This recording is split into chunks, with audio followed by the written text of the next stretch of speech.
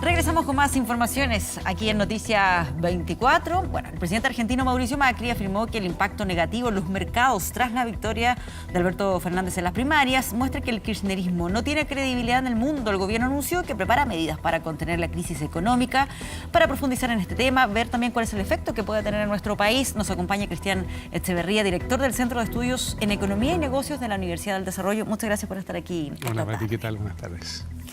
¿Qué es lo que dijo puntualmente Mauricio Macri el día después de esta derrota? Tenemos que entender que el problema mayor es que la alternativa kirchnerista no tiene credibilidad y confianza en el mundo como una manera de explicar lo que había ocurrido con este desplome en los mercados. ¿Es tan así como lo plantea Mauricio Macri? Yo creo que efectivamente sí, o sea, es totalmente correcto el diagnóstico. Fue una corrida, una estampida, como se dice, básicamente liquidando activos y saliéndose de todo lo que sea peso argentino. Hoy algo rebotó. Sí, un algo, poco, por lo menos el Merval. Sí, era esperable un poco, sí. Siempre los mercados sobrereaccionan, no solo porque la gente sobrereacciona, sino que porque la acción colectiva, lo que llamamos en economía y finanzas los efectos manada. Las manadas van todas juntas en una dirección y hacen a veces encajonamientos por tratar de salir de la puerta estrecha, que es la profundidad del mercado. Entonces, eso hace que los precios se disparen. Cristian, en materia económica, ¿cuánta puede ser la tentación quizás en estos últimos meses? Ya se dice que la diferencia es irremontable, pero quizás para Macri, para intentar, uno nunca sabe. Esto es el partido, quizás le quedan 15, 20 minutos, va 3 goles abajo y dice, no pierdo nada. Soltar la billetera fiscal nomás y darle. Y decir, aquí ofrezco todo lo que tenga que ofrecer para intentar darle vuelta al partido. No, yo creo que eso sería un error completo. O sea, en el sentido que la credibilidad, lo poco que pueda quedar de credibilidad, yo creo que queda credibilidad en el gobierno de Macri. Si el punto es que la gente no está contenta ni satisfecha. Creo que el promedio de los argentinos tienen alguna sensación de que la economía la heredó muy desordenada, trató de ordenarla en tiempo demasiado rápido, más rápido quizás de lo que otros... Es que algunos postulan que debiera aplicar una política de shock. O sea, hay para los dos gustos. Algunos dicen que fue demasiado... O sea, el gradualismo, algunos lo que tengan para los dos lados. Sí, bueno... pero si uno mira un plan de gobierno que trate de bajar inflación de 40 y tantos %, en 4 años a cifras de un dígito o del 10% o menos, que trate de revertir un déficit fiscal del 7% a casi balanceado en 4 años, a normalizar precios de servicios públicos y bienes como electricidad, gas y otras cosas que estaban a precios de entre una décima a una 20ª parte de su valor real. Todo eso en un periodo de 4 años suena como súper ambicioso. Ese es el principal... Súper de shock. ¿Ese es el principal error de Mauricio Macri, el tratar de hacer esto de manera muy acelerada? ¿O cuáles son las otras decisiones en las que se pudo haber equivocado?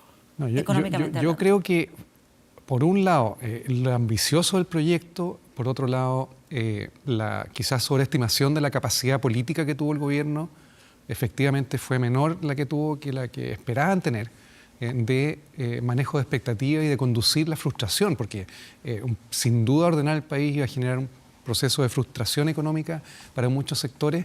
¿Por qué?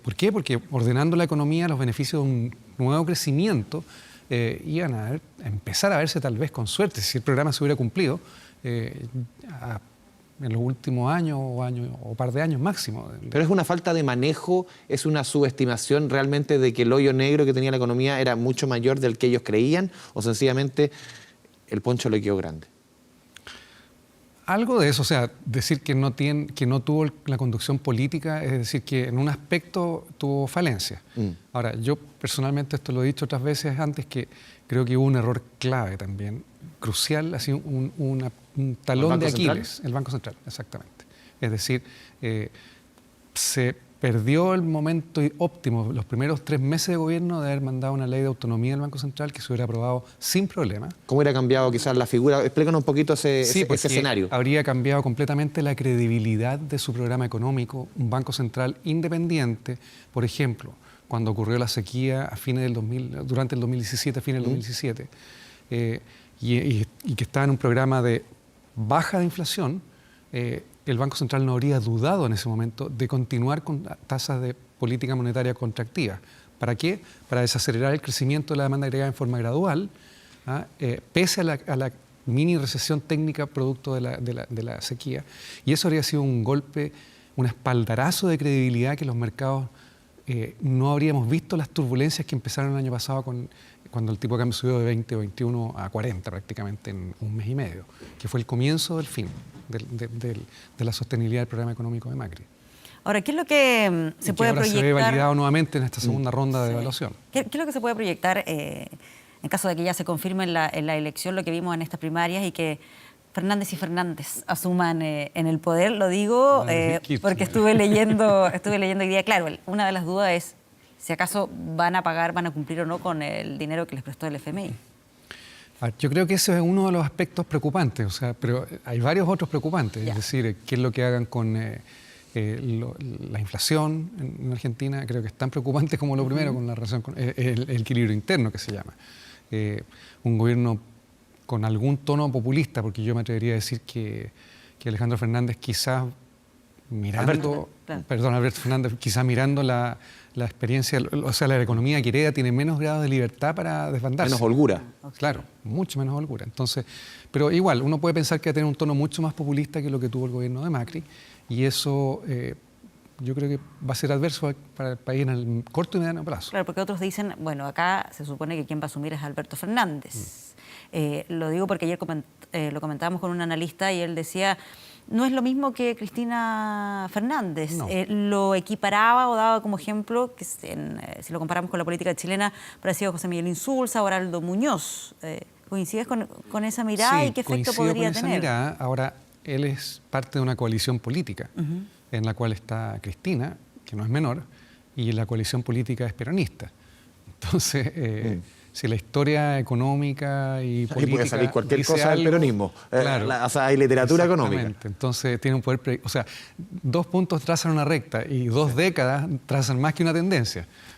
Entonces... ¿Cuánta tentación hay aquí, quizás, Cristian? Tú decías, hay menos holgura, pero en el fondo la gente, recuerdo, quizás quiere volver a lo que fue la época de Cristina. Sí. La época de los subsidios, la época en que la milanesa tenía subsidios, en que el fútbol se veía gratis, en que la electricidad era prácticamente gratis. ¿Cuánta holgura tiene Fernández para volver a ese escenario? Va a ser difícil, políticamente va a tener un costo.